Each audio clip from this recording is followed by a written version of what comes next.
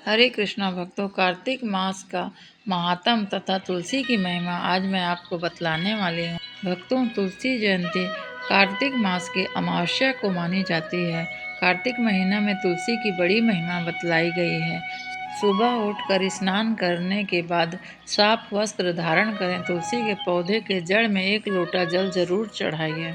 तुलसी के गमले में स्वास्तिक का चिन्ह बनाएं तथा माता तुलसी की आराधना करें। कार्तिक महीने में तुलसी के पौधे की 3 बार परिक्रमा करें तथा भक्तों, सूर्य अस्त के बाद घी का दीपक प्रज्वलित करें।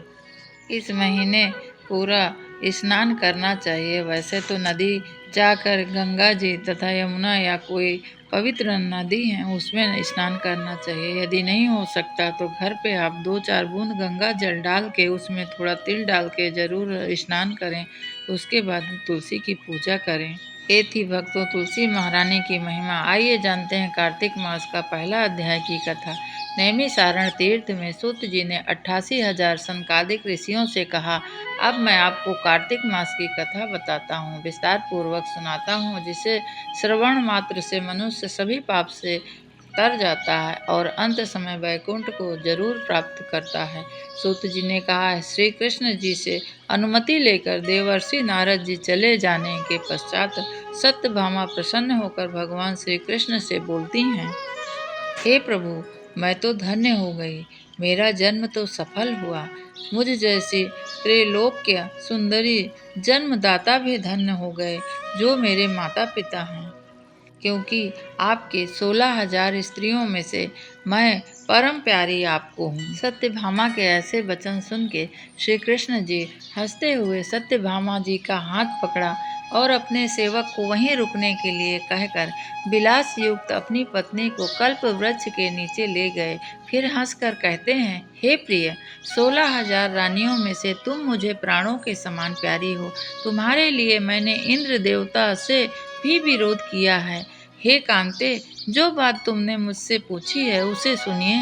श्री कृष्ण जी सत्यभामा को आगे कहते हैं, हे सत्यभामा, मैं तुम्हारे लिए गरुड़ पर सवार होकर इंद्रलोक जाकर कल्प वृक्ष मांगा। इंद्र द्वारा मना किए जाने पर इंद्र एवं गरुड़ में घोर संग्राम हुआ और गौलोक में भी गरुड़ जी को गौ से युद्ध किया। गरुड़ के चोंच से जो गौओं को चोट लगी उससे उनके कान एवं पूंछ कट कर गिरने लगे। तब गौ ने क्रोधित होकर गरुड़ के वार किया, जिससे उनके 3 पंख टूट गए। इसके पहले पंख से नीलकंठ, दूसरे पंख से मोर तथा तीसरे पंख से चकवी उत्पन्न हुई।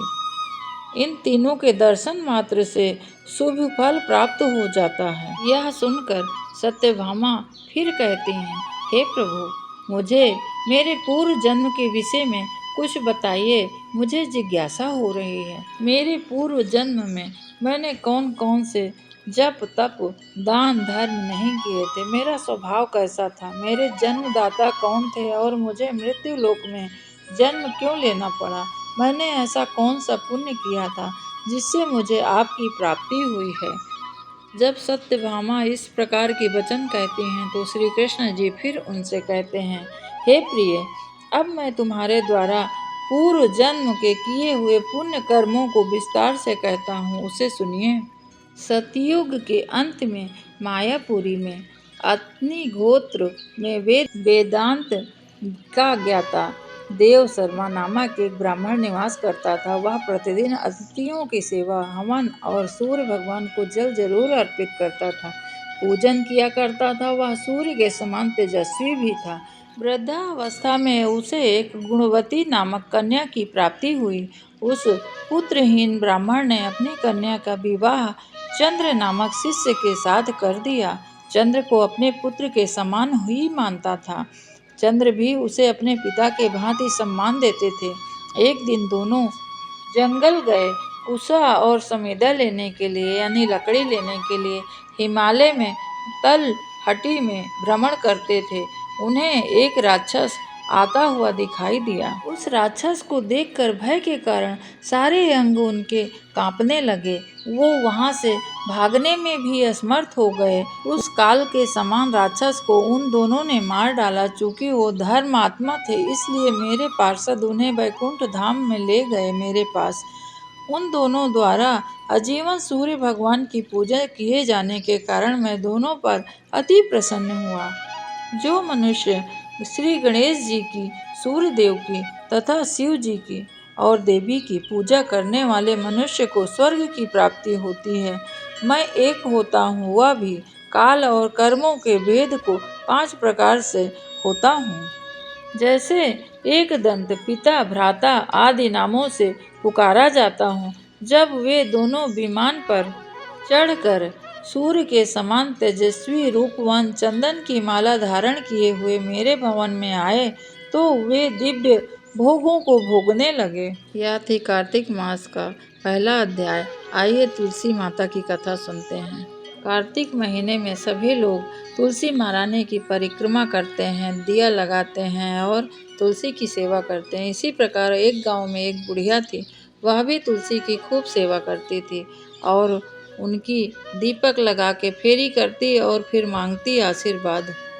वह तुलसी माता से कहती, हे तुलसी माता, तुम सत्य की दाता हो, मैं तुम्हारा बिरवा सींचती हूँ। मुझे बहू दो, पीले रंग की धोती दो, मीठा ग्रास दो, बैकुंठ में वास दो, अच्छी मौत देना, चंदन का काठ देना, अच्छा राजपाठ देना, खाने को दाल भात और 11 एकादशी के दिन कृष्ण के कांधे में मैं जाऊं, ऐसा आशीर्वाद दो। यह बात रोज तुलसी महारानी सुनती और बहुत दुखी होने लगी। धीरे धीरे वो सूखने लगी। एक दिन तुलसी के हरि भगवान कृष्ण ने उनसे पूछा कि हे प्रिय, क्या बात है, तुम कैसे सूखते जा रहे हो? कोई बात हो तो मुझे बता सकती हो। तब तुलसी महारानी ने कहा कि हे प्रभु, मेरे पास एक बुढ़िया आती है और रोज मुझसे आशीर्वाद मांगती है। आशीर्वाद में वो बहुत सारा चीज मांगती है। सब कुछ मैं उसको उपलब्ध करा सकती हूँ, पर आपका कांधा कैसे दिला सकती हूँ?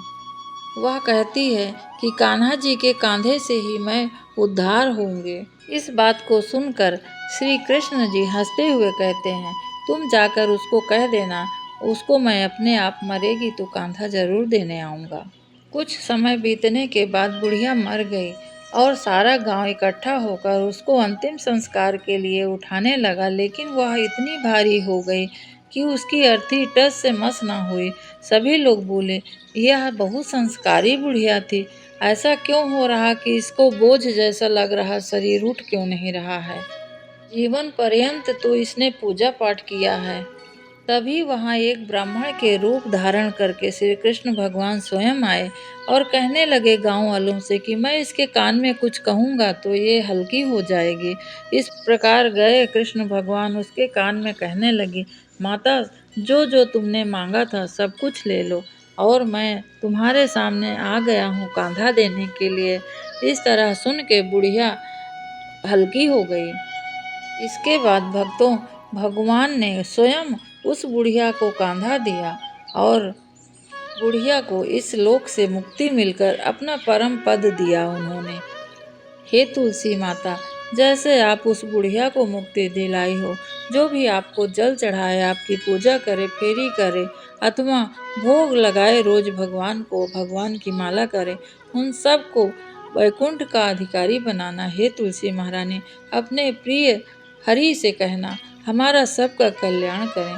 जिसे संतान न हो उसे संतान देना माँ, जिसे सुहाग दिया है उसका सुहाग सौभाग्य अखंडवती रखना।